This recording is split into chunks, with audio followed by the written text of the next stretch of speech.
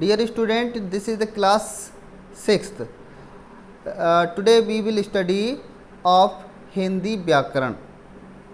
तो इसमें first chapter है हमारा जिसका नाम है भाषा, लिपि और व्याकरण। इसकी कुछ एक्सरसाइज हैं जो हमको आज सॉल्व करनी है। तो सबसे पहले 7 नंबर पेज जो है उस पर दिया है,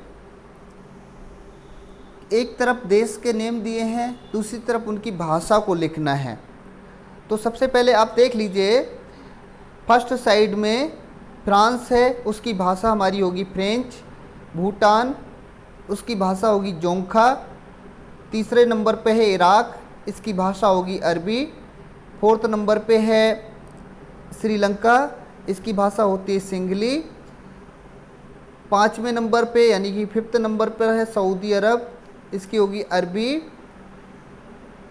अमेरिका की भाषा होती है अंग्रेजी। कुवैत की भाषा भी अरबी होती है। इटली की भाषा इटालियन होती है। ये अपने नोटबुक पे राइट कर लेंगे। इसके बाद पेज नंबर 9 पर एक एक्सरसाइज है, सही उत्तर पर सही का चिन्ह लगाना है हमें। तो भावों तथा विचारों के आदान प्रदान को क्या कहते हैं? तो भावों तथा विचारों के आदान प्रदान को भाषा कहते हैं। यह आपने उसमें स्टडी किया होगा, जब एक्सप्लेनेशन किया गया था चैप्टर का तब आपने इसको अच्छे से समझा होगा। अब उसके बाद दूसरा है खा नंबर, भाषा का तीसरा रूप कौन सा होता है?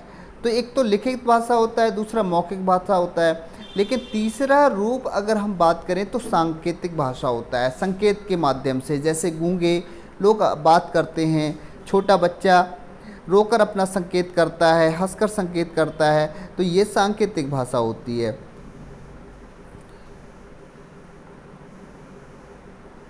हिंदी दिवस कब मनाया जाता है? तो हिंदी दिवस 14 सितंबर को मनाया जाता है। ये बात ध्यान रखने की है, 14 सितंबर। किसी भी भाषा का संचित कोश को क्या कहते हैं? तो किसी भी भाषा के संचित कोश को हम साहित्य कहते हैं।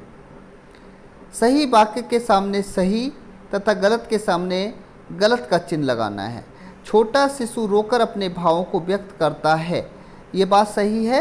यस, ये सही है, तो इस पे हमें सही का टिक करना है। तमिलनाडु की राष्ट्रभाषा बंगाली है? नहीं, तमिलनाडु की राष्ट्रभाषा बंगाली नहीं है, इसे कट कर देंगे क्योंकि तमिलनाडु की राष्ट्रभाषा तमिल होती है। अब आती है हमारी हिंदी भाषा को देवनागरी की लिपि में लिखा जाता है, तो इसको टिक कर देंगे क्योंकि हाँ, देवनागरी लिपि ही होती है जिसमें हिंदी भाषा लिखी जाती है। महाभारत को 7वां वेद कहा जाता है, ये सेंटेंस रॉन्ग है क्योंकि महाभारत को 5वां वेद कहा जाता है, 7वां नहीं। ध्यान रखना है, 5वां वेद कहा जाता है। रेखा खींचकर सही जोड़े बनाने हैं। देवनागरी लिपि को हिंदी से मिला देंगे, गुरमुखी को पंजाबी से मिला देंगे, रोमन को अंग्रेजी से मिला देंगे। निम्नलिखित चित्रों को भाषा को देखकर समझना है हमें कौन सा रूप है भाषा का। तो देखो, ये फ़ोन पे बात कर रही है एक बच्ची। फ़ोन पे बात करना या वैसे बात करना ये मौखिक भाषा होता है। ये बच्चा कंप्यूटर पे काम कर रहा है। कंप्यूटर पे हम जो है एक लिखित भाषा की परिभाषा होती है कि पढ़कर या लिखकर जिस भाषा को समझा पाए वो लिखित भाषा होती है। तो यहाँ पर पढ़ना और लिखना दोनों ही हो रहा है कंप्यूटर पे, तो लिखित भाषा हो गई। ये बच्चा बुक पढ़ रहा है, ये भी लिखित भाषा हो गई। ये फिंगर से, उंगली से कुछ इशारा कर रहे हैं ये जेंटलमैन जो खड़े हैं, तो इनकी सांकेतिक भाषा हो गई। भाषा के निम्नलिखित राज्यों में मुख्य रूप से बोले जाने वाली भाषाओं के नाम लिखने हैं। मध्य प्रदेश में हिंदी भाषा बोली जाती है, महाराष्ट्र में मराठी बोली जाती है, तमिलनाडु में तमिल बोली जाती है, और बिहार में हिंदी बोली जाती है, बंगाल में बांग्ला बोली जाती है, उत्तराखंड में हिंदी भाषा बोली जाती है। नीचे दिए गए कुछ प्रश्न हैं जिन पे लिखा है निम्नलिखित प्रश्नों के उत्तर लिखना है। तो निम्नलिखित प्रश्नों के उत्तर में सबसे पहले का नंबर पे प्रश्न दिया है, भाषा की परिभाषा लिखिए। तो आप इसके उत्तर में लिखेंगे, विचारों के आदान प्रदान के माध्यम को भाषा कहते हैं। खा नंबर पे है, भाषा का मौखिक और लिखित रूप किसे कहते हैं?